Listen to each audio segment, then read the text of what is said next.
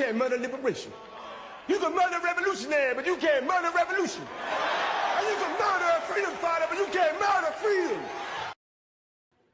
You're tapped in, so let's get right to it. As of May 2026, the U.S. have been conducting strikes in Iran targeting military facilities with reports of civilian casualties despite a declared ceasefire by Donald Trump a couple of weeks ago and as recent as a week or so ago. While the U.S. calls these love taps or self-defense against Iranian threats, reports indicate over 1,700 Iranian civilian deaths have occurred, and these of the 17 children are also included in that death count as a result of this conflict or this war. Now, key recent developments continue strikes.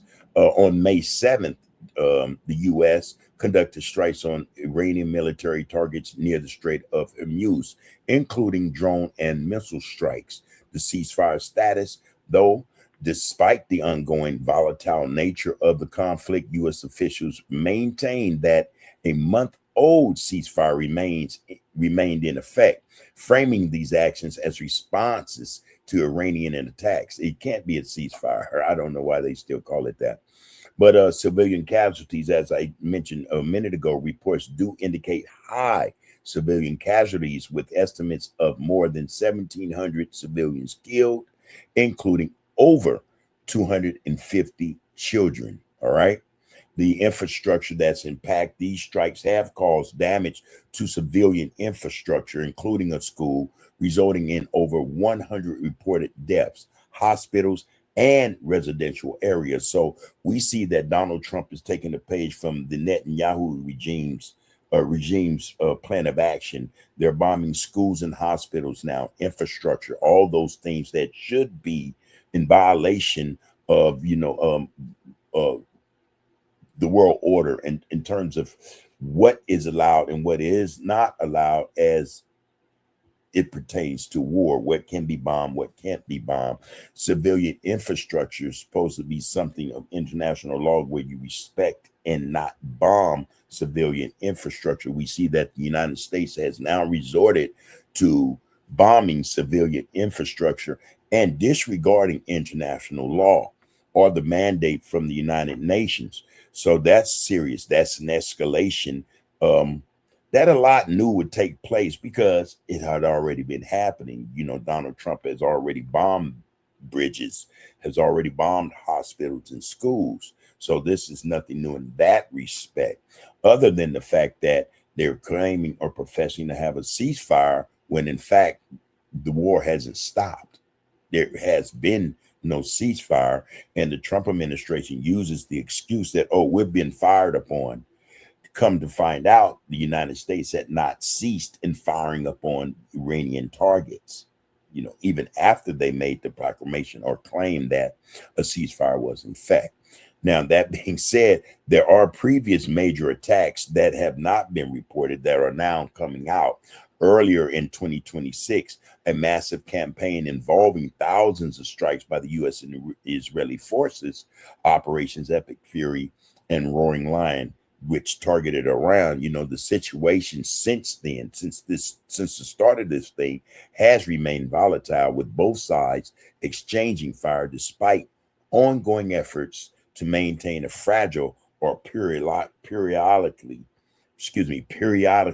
violated truce. And again, I see no examples, or I see nowhere in this so-called ceasefire truce where there has been a succession, a fallback, or drop in missiles fired at one another.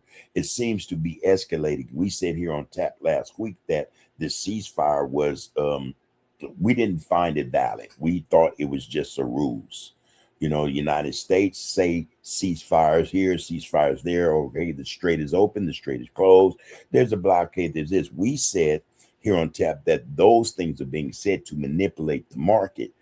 Come to find out, that was pretty much the case. And as a result, though, the market has reacted to this, what should be called what it is, the restart or the continuation of this war. So the markets are responding to that. We have a clip. We want to bring this clip in because it speaks to what has really been going on.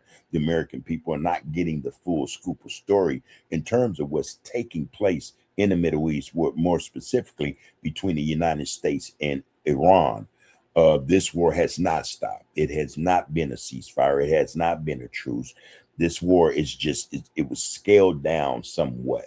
And we think that both sides took advantage of the scale down or this degradation and firing of weapons at one another just to build back up weapon stock, or for Iran to dig out whatever missiles and missile capable apparatuses that they had buried inside tunnels in the United States to collect other missiles and weaponry from other parts of the world, their other bases, or even to have them build and ship to these ships in other locations in the area.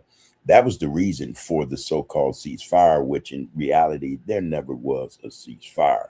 So that being said, I do have a clip, and with this clip, hopefully there'll be more light shown or shined on this situation to give us greater context and understanding. So let's get to the clip. Before we do, as always, please like, share, follow, and subscribe to TAP. We appreciate you guys' viewership and participation with this channel. So thank you for that. Let's get to this.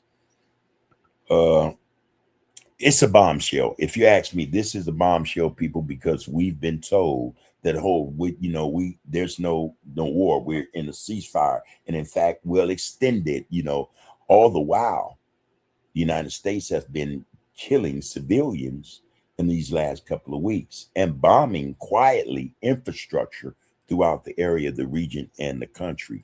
So yeah, let's get to this. This clip is courtesy of MS Now. So I want to send a shout out to MS Now for the use of this clip. And First, your reaction to the renewed attacks. Do you think Iran's trying to bait the U.S. into resuming the fighting? It seems like both sides want to stop the war, but neither side wants to stop the fighting. I think to some degree this is predictable that there would be these constant back and forth, these strikes back and forth, these attempts to change the calculus in the Strait of Hormuz as both sides try to jockey for some kind of leverage at the negotiating table. But it's, these are real lethal threats. And these ships came under real attack that you can't just dismiss. I think that what's going to probably play out here is as we continue to get close to some sort of negotiated settlement, you're going to continue to see both sides, continue to lob missiles or drones. You'll continue to see the blockade enforced. All about either side trying to gain more leverage at the table. And Inzamam alluded to this new Washington Post reporting of a CIA analyst that finds analysis that finds Iran can survive the U.S. naval blockade for at least 3 to 4 months before facing more economic hardship, for people familiar with the document said. And then you factor in last month's assessment that Iran retains half its launchers, plus all the reporting that Iran has damaged U.S. assets more than the government has let on. Is the Trump administration telling the American public the full story? Well, to add on to that, one, no, the U.S. government is not keeping the American public abreast of what's really occurring in the Middle East. In fact, there are accounts that, in terms of the death toll, American soldiers being killed in this war is way higher than the American government and SITCOM has said it is. They have the number, under 20 deaths, something like that. They're saying the number is way higher than that, and the United States government and SITCOM are manipulating what was really going on in terms of how many U.S. soldiers have died in this war. Now, that being said, also, when they talk about, the Trump administration has been saying for a long time now that, hey, we have obliterated their Navy, their Air Force, their missile launchers, missile launching capability, their missiles. Come to find out, those were all lies, and they were told to manipulate not just the markets, so to speak, but also the thoughts in the minds of the American people in terms of whether or not they want to support or back the Trump administration in terms of this war. If the American people knew the truth, then the Trump administration knew that its time doing this or being involved in this war is very short. seems like time is running out for the Trump administration in regards to this war, because again, the truth is coming out. Everything in dark does come to light. So come to find out that Iran still has over 70% of its missiles, over 73% of its missile firing capabilities. It still has a navy. It still has an air force. So yeah, the Trump administration is not telling the American people what is actually happening. Also, it needs to be said that in terms of what damage Iran has inflicted on the United States, especially their military assets in the region, the bases on Qatar, Saudi Arabia, UAE, Bahrain, Kuwait, these bases were leveled. And the United States government has told the American people, oh no, none of our equipment, our bases are secure and everything. But pictures, satellite photos end up coming out showing the opposite of what the Trump administration said what the damage really was. So for its part, Iran is more powerful or has greater capabilities than the Trump administration first thought or was told by the Netanyahu regime. And this is showing. So the United States, for its part, it is wise in a sense, because they will not bring that navy within firing range where the Iranian IRGC can use those ship-killing missiles on them. So they're keeping those ships out of range.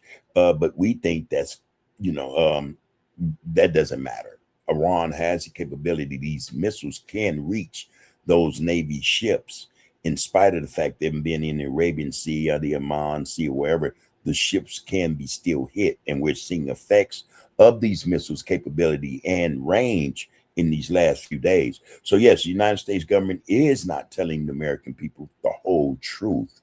And again, you have to look at it in terms of, yes, propaganda and narrative. You have to look at it in terms of the Trump administration trying to keep those who are hanging on believing that they're getting the job done, when the truth of the matter is it's the opposite of everything Donald Trump, Pete Hegseth, and Marco Rubio have told the American people.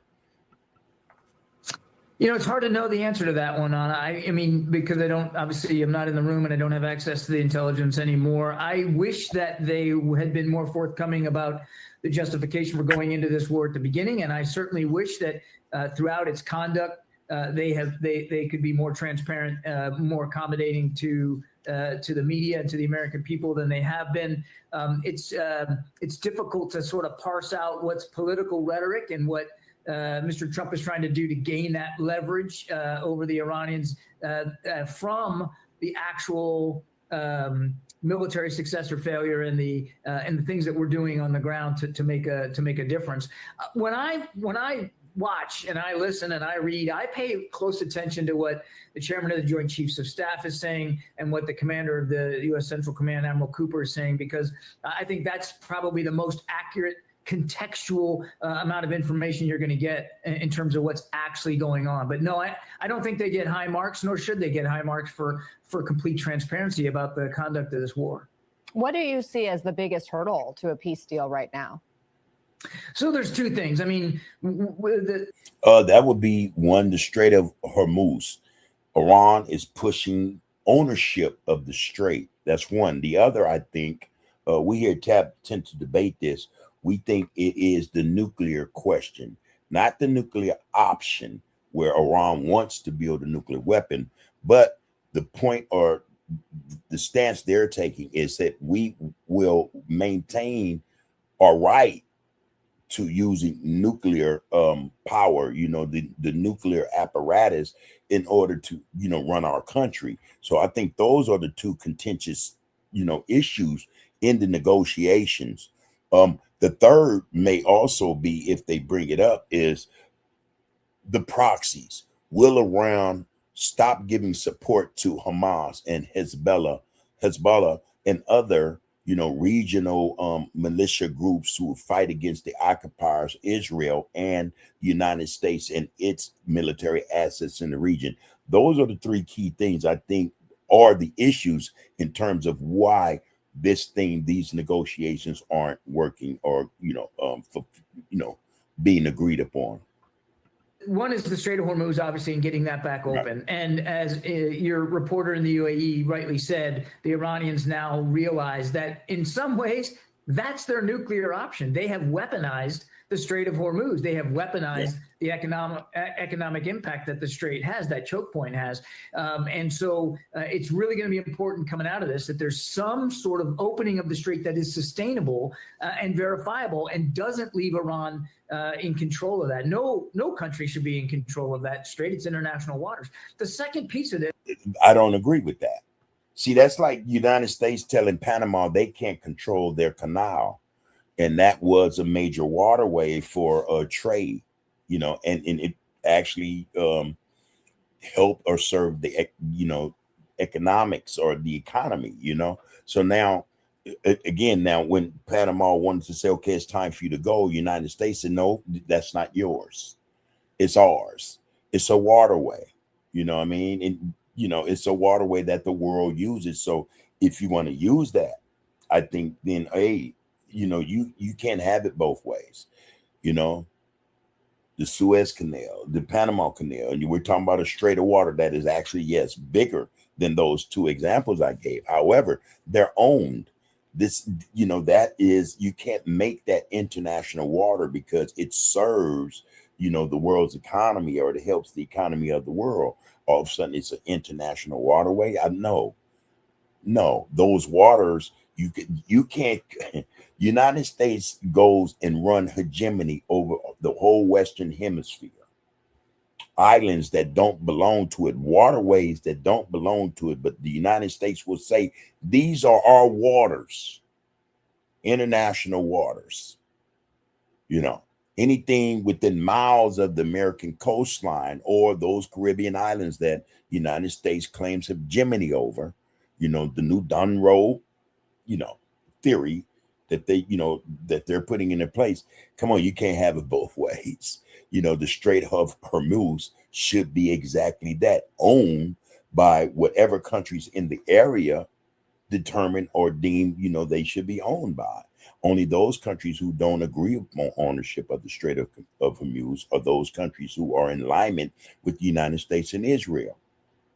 And I give Secretary Rubio credit for this because the Iranians wanted to separate the nuclear program from the Strait of Hormuz, and Rubio said, no, we're not going to do that. And I think that's the right approach. I think they need to be able to come out of this negotiation with some sort of limit on Iran's enrichment capability and a plan to get that highly enriched uranium out of the country in a verifiable way so that it's transparent, that it's actually gone, and you get some commitment from the Iranians that they're not going to continue to pursue that kind of enrichment. There's been this two-track talk going on in terms of the deal between the U.S. and Iran, and then talks between Israel and Lebanon, and we're learning that there's going to be a new round of talks between Lebanon and Israel next week. How much of what happens there hinges on Prime Minister Netanyahu? What do you see as the Netanyahu factor in any kind of peace deal and peace in general in the region? And I'm interested in his response because you got to know John Kirby is a supporter of Israel, hands down. He has went against the Palestinians. He's went against Lebanon, Syria, hands down a supporter of the Zionist regime of Israel. So I'm curious to hear what he has to say. I think it's critical. As a matter of fact, when we were talking about the nuclear program, you can better believe that the Israelis are going to be watching if there is negotiations, whatever those negotiations have to say about Iran's nuclear program, because that matters much more to Prime Minister Netanyahu and the Israeli people than the Strait of Hormuz. For them, a nuclear-armed Iran is not just a national security threat; it's an existential threat. So and again, they kill me with this. Here's the thing: Israel has nuclear weapons. The only one in the region, other than Pakistan, that has, but Pakistan's a little further away. The only ones with nuclear weapons, and the ones who are creating the most damage in the region. Every war that is taking place in the Middle East is as a result of Israel's meddling and attempts of hegemony in the region. We think here at TAP, that if Iran having a nuclear weapon would be an equalizer. It would eliminate all these wars and disagreements. It would force both parties or all parties to come to the table and negotiate. Because technically, no one really wants to fire a nuclear weapon, right? It would damage the whole region. The whole region would no longer exist. I mean, it wouldn't be viable, right? So when people say, "Oh, you can't let them have a nuclear weapon," Iran, they'll fire that's all hyperbole. That's all, that's propaganda. That's propaganda. Iran is no more going to fire a nuclear weapon at Israel than Israel would fire a nuclear weapon at Lebanon or Iran. It just doesn't make sense, because the blowback of that, the reaction, the effect of that would destroy the whole region, But the reason why they don't want Iran to have a nuclear weapon is because they realize it will be an equalizer. They say, well, it's an existential threat. Israel is that for all those in that region. That's exactly what Israel is. It's a threat. Now, how do you contain the threat? You equalize the playing field. Israel would have to stop its occupation of land grabbing, and it's colonialistic attitudes, it's apartheid, it's warmongering in the region. It would cease. It would cease. We think that Iran getting a nuclear weapon is a good thing. It's a good thing. It's only a bad thing to those who don't want Iran having a nuclear weapon, because it represents sovereignty. It represents independent. It represents Iran being able to say what it is and meaning it, because now you have to respect Israel, because now you have to respect the United States, because now you have to respect EU and NATO. The fact that they have something to bargain with and keep you guys in line. They will be very keenly watching, and probably be in some level of coordination as the U.S. and Iran begin to start to negotiate what could be the future of Iran's nuclear program. And then, of course, as you rightly said, there's the Hezbollah component. Hezbollah is a proxy of Iran. They are still a threat, a national security threat to the people of Israel. And so while those again, John Kirby is in support of the Zionist regime in Israel. And so I'm not surprised by nothing John Kirby is saying. He acted out his support, which, was given to Israel wholeheartedly. He did not mince words about his support to Israel over Iran, over Palestine, over Lebanon, Syria, Iraq. That's just John Kirby. Those talks are going on a separate track. They are absolutely related to the overall conflict in Iran. And again, Israel has a stake in both. They obviously have a huge stake in the threats coming from Hezbollah into the north. But as I said, they view a nuclear armed Iran as an existential threat, much more important to them than the Strait of Hormuz. And so I would expect Prime Minister Netanyahu will be maybe not a public, but a certainly central figure in the progress of these negotiations going forward. Okay, that being said, I'm going to drop that and kick that out. So again, we think here at TAP that when we hear this, the narrative or the propaganda about Iran having a nuclear weapon and Iran firing that nuclear weapon at Israel, we think that is propaganda. We think that is propaganda.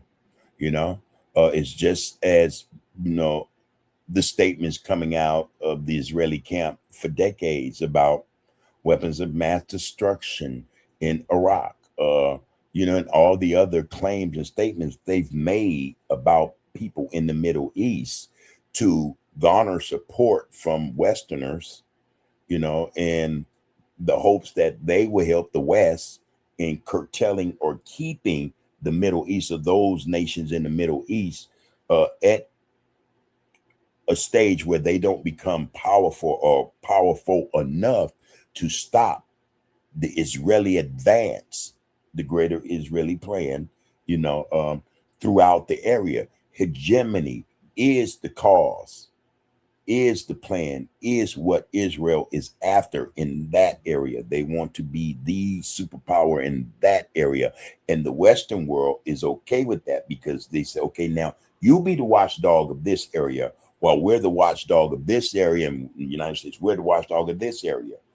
It's again this matter or situation where they're cutting up the pie and they're keeping people of color, especially people with resources, not necessarily marginalized, but under control. So when Israel makes the claim of existential threats and the right to exist and all that's propaganda. And the Western world supports it because they rather support Israel being in that area, that region, rather than seeing them get kicked out. These people who are described as, leeches, the type of people come over and take over your land. And, they would rather have them, Europeans or Westerners, where they are, than have them end up kicked out of that area and then dispersed back into the West. That's TAP's take on it. Okay. Now, again, this situation with Iran, it's not going to get better. United States, for all intents and purposes, let's be quite honest here, they're not looking for a ceasefire or peace deal with Iran. That's just not the case. They can care less about that. Their objective should be obvious to everyone. It is to destroy and dismantle the Iranian government altogether, to run and control that country, to bring that country into line, to get it to follow, like everybody else. You can't run your own program around us. That's what it's about. And that's what it will remain until such a time again, where they'll end up developing a nuclear weapon. And we see that occurring in the next few years. If they already aren't in the process of doing that now, we see Iran developing a nuclear weapon, and that will be the great equalizer. That will stop Israel's advance in terms of taking over the whole region or having complete hegemony over the whole region. Not only that, it will get rid of the United States in that area, and they will police or deal with that area the way they see fit. So mark our words. We said it here first. That will continue to take place over there until such a time as Iran has its own nuclear weapon, and Israel and the United States and others won't have a say in the matter anymore. And watch, things will calm down greatly in that area. Israel will respect it, not just the region, but the people as a result. Okay, tell us what you think. Give us your thoughts. Drop them in the comments. Do you agree with the take on what the issues are in terms of why a ceasefire hasn't occurred? Is it the Strait of Hormuz, ownership of it? Is it the nuclear question? Or is it also the fact that there are demands on Iran to not support Hamas or Hezbollah or any other militia in the area that fights against hegemony, Western hegemony, as well as the Zionist occupation of the area? Let us know what your thoughts are. Put them in the comments. We appreciate your participation. Take care of yourselves and one another. You can murder a liberator, but you can't murder liberation. You can murder a revolutionary, but you can't murder revolution.